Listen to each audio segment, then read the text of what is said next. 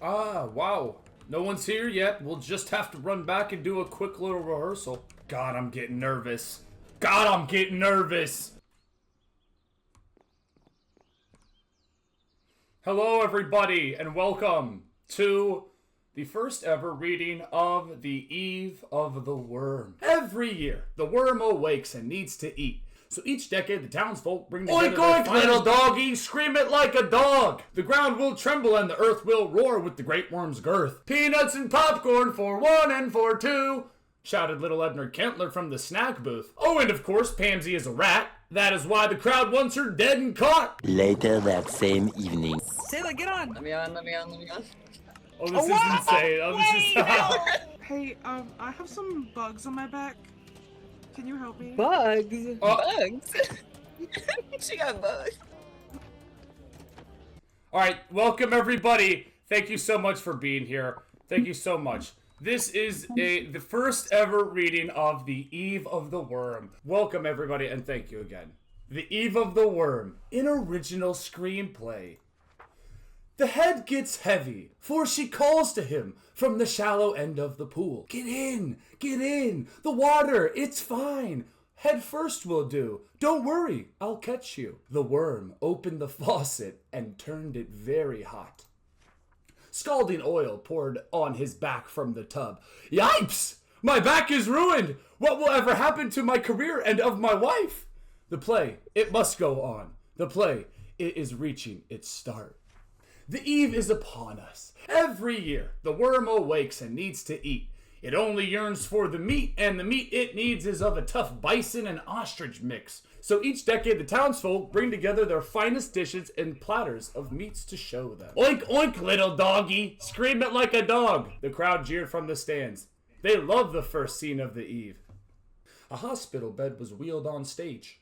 One of the wheels fell off with the rusty pop. The eve of the worm takes its turn every summer solstice, June 2nd. The ground will tremble and the earth will roar with the great worm's girth.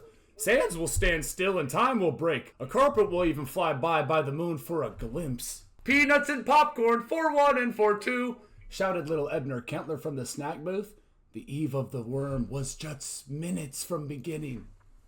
Act number 1. There was a silence upon that stage, for the light shone bright on a hospital scene. Sick little Pamsy Parkerson lay stricken in the bed. The crowd booed as the doctors tried to save her. Keep her ill, keep her weak. The crowd yelled and cawed like a flock of crows. The eve of the worm had begun. Ooh.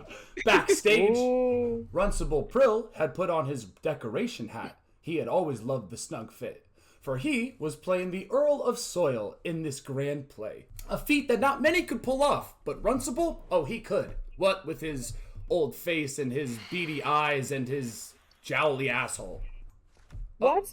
Right. Oh. Oh, and of course Pamsy is a rat. That is why the crowd wants her dead and caught. Shave her, screamed Edna Kentler. She convulsed to the rhythm of the worm. Oh, it's about to get dirty. Who's ready to clean on up? Chirped Eli. Who? The unison singing of For He's a Jolly Good Anus will be sung on page 47. Excuse me. Runcible was ready for his part. Oh, he ran through his lines. Rule number 1. Always make sure to whisper to another if you have a secret. The rules ended after number 4. The Earl of Soil, he wakes up on the 9th. Its bed is an itchy sleeping bag made of twine and rope. The Earl calls for food of any kind as he rides in his wickered sack. The lullaby, sung by the Earl of Soil. Oh my god. Are you awake or are you sleeping? Little Pamsy Parker sat in her seating. She will never wake again. Pamsy, Pamsy, wake from this trip. Your father and mother are worried sick. Okay. Burning with carpet burn from his dry cocoon, his song is not even heard by Pamsy. On stage, Pamsy lay silent in her gurney. She is supposed to be wheeled off any moment now. But wait a second, the backstage crew is nowhere to be seen. They were hiding in the crowd. We gotta kill these phantoms. We got some hecklers in the crowd. We got some hecklers in the crowd here. Hold on. Guys, we gotta get rid of these hecklers. Alright, continue. The backstage crew was hiding in the crowd, and they were feeding on the audience's snacks. A sudden light shone a spot on the stage. It was a spotlight. The backstage crew started pouring poop on the audience from the stagnant bog water in the ditch outside. Whoa! What the hell? It's so cold! Screamed Ribber Urchel. What kind of show even is this? Yelled another. Why the hell is this so cold? I'm burning! Questions fly from the crowd. Please, enough questions, squealed Tiblet Crast, the clown-faced boy. He was set to play the infant worm. Birthed by the mother, for the mother. The great worm always needed a good meal after her annual slumber. Tiblet was ready to be consumed. The crowd swayed in nausea as Tiblet cried. He wept center stage as the spotlight fell and completely erased the entire 8th row of patrons. Little butternut boy Crast was chubbed to perform. What a play this was becoming. Tiblet's mother was a viper, seeping with anger from backstage. She had specifically told Tiblet no plays for a week, and here he was. Tiblet had been running through the kitchen and ran into the counter so hard he swallowed a piece of marble and all of his freshly grown and adult teeth. Guys! Tiblet waved his stubs. You must forget the slop and the smell. It's all a part of the show. The entire audience was drenched in the poop. Ow! Ow! Shut it! You don't even have any teeth, Tiblet! A voice boomed from the front row. The Ballad of Tiblet the Toothless. You laugh me, you taunt me, I'm just a boy like you. Nothing to bite with, I sing for my teeth. Pass around the plate, collect a do or two. A coin, a cap, a rinky slink, perhaps even a tooth. Act number 2. Pamsy's hospital bed was wheeled off stage with such a silence. The crowd had completely left. Without an audience, the worm still needed to be rewarded. Runcible Prill slung onto stage and pushed the chubby Tiblet to the floor. I'm gonna break the bars and the mold. I'm gonna shatter, I'm gonna destroy the, Runcible had messed up all of his lines. As the Earl of Soil, Prill lit the stage on fire. Tiblet rolled away and barely missed the spreading flames. The worm was awaking. The worm's raging mouth tore through the fiery stage, engulfing Tiblet's mother whole. A sphere of freckles appeared on Tiblet's stomach. Oh my dear God! It's giving me what it gave Pamsy! Somebody stop that worm! Tiblet's belts were heard by no one, for he was alone with her, the Worm All-Mother. Towering over Tiblet, the Worm All-Mother's gaping maw lurched forward toward the freckled-bellied boy. She was so close. He could even count all 6 rows of the worm's teeth that lined her lips and could smell her ancient breath. But wait, he wasn't even afraid. Tiblet stood up tall against the great beast as the moon shone bright on the eve of the worm.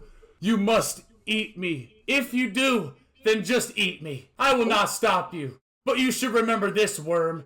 If you were to eat me right here, right now, my taste, it would be dull. My flavor, it would be acid. You would pucker your lips because of the sour. And you know why? Because of my delicious sweet teeth. And I don't even have any of those because I knocked out every single one of my teeth on a corner of the kitchen counter this morning and swallowed all of them. So go on and do what you will with me. Just know that I have no teeth. Not for you, and certainly not for me. And with that, Tiblet jumped up and into the mouth of the great worm. Satisfied with not only eating the boy, but also his mother, the great worm slunk back into the hole in the stage with a horrible groan. I can't do this next song. Out of the hole in the ground, she sang. I've come to terms, my baby is a worm. When Tiblet's in the sky, I'm hoping he'll return. What can I say? Pamsy's gone all gray. You are what you are, and where are all my teeth? Okay, so...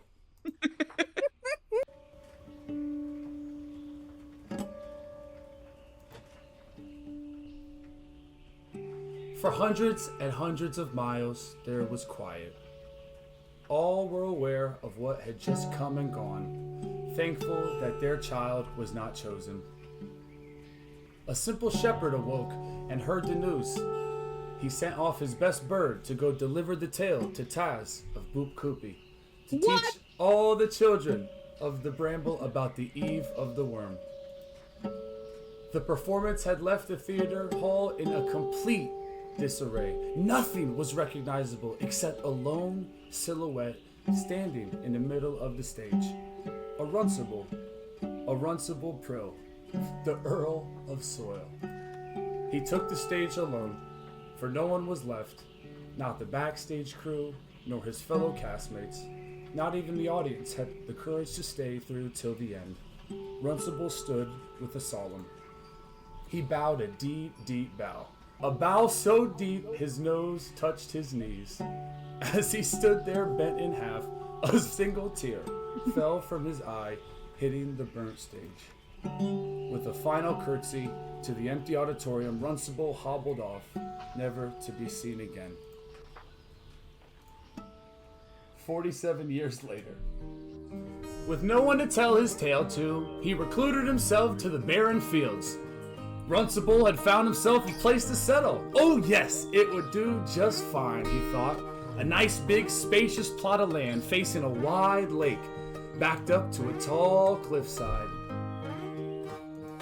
He cobbled together a house of black stone brick and made a grave outside for his little friend Tiblet. Runcible lived out his years, giving back to the land that gave so much to him. Little did he know that a few faces would soon be etched into that cliffside. He passed on his porch, humming and singing an old song that they used to sing every night before the eve. His last daydream must have been beautiful. The old cast back together in unison kick line, he thought. Smiles and laughter spread across the whole cast. Little Pamsy was out of her sickness and jumping. Even old Grumpy Prill was getting loose. Little Tiblet had grabbed his clarinet. The band played. Oh, the band played. Unison sing along, everybody. No, brother. For he's a jolly good anus.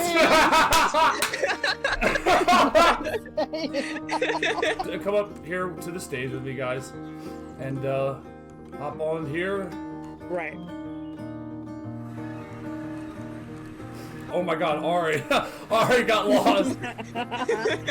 I was just being slow. Good lord. We got Runcible Prill was the gravekeeper all along. Oh. The butternut boy.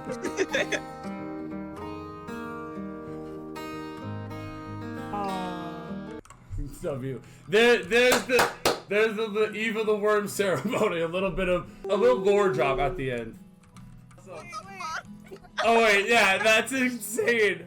It Wait. looks nuts. Look at how it looks. Yeah, yeah, it's like Look at Taz. this is insane. This is so sick. Oh my gosh. I mean, it looks insane. It looked like just floating here is insane. What's For up? he's a jolly. For he's a jolly. That was a call to Riley. We needed a. I don't even know why he said that. The eve falls upon us every summer solstice. No, I can't start this again. I can't stop. I can't read. I said that because I don't think Ari was streaming. I don't think the chat could hear the whole entire thing. We should have just. What did they even? They didn't hear the Eve of the Worm. They didn't hear the entire story.